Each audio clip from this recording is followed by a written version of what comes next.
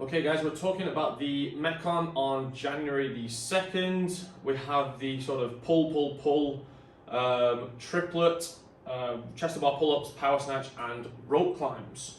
We're going to go all the way through one set of that workout, rest 5 minutes and then hit a second set. So this is a pretty high volume workout. It's a lot of interference. Like I said, it's the pull movements. So my key points for this one were efficiency and pacing all the way through, especially if you're an RX athlete. The Elite and RX version is the same today. So obviously for the Elite athletes, this is going to be a little bit more of a faster stimulus. And for the RX, this is going to be a little bit slower, very high skill based, and a lot about your efficiency and your pacing. So for the RX athletes, these decently big sets of chest to bars, I would definitely say breaking those up. Let's say, for example, the 24, breaking it up even 3 or 4 times, really small sets, small rests, giving your grip a break all the time, just chipping your way through with small sets. You move to the barbell, onto decently quick singles, thinking about efficiency all the way through, especially things like an early arm bend.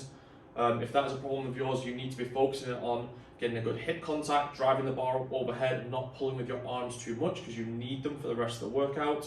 And then when you get to the rope climbs, again, trying to use your arms as little as possible, thinking about reaching with straight arms up overhead and then driving with the legs to get yourself up the rope.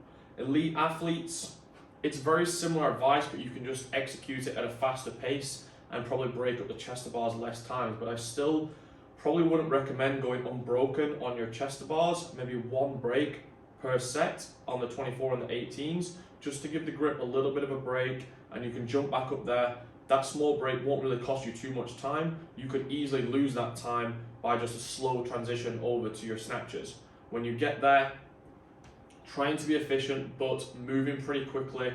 As soon as you drop the bar, following it back down and getting that bar going again. And then the same thing on the rope climbs. You can probably make up quite a lot of time there, just with efficiency, big jumps, long reach with the arms and driving up with the legs.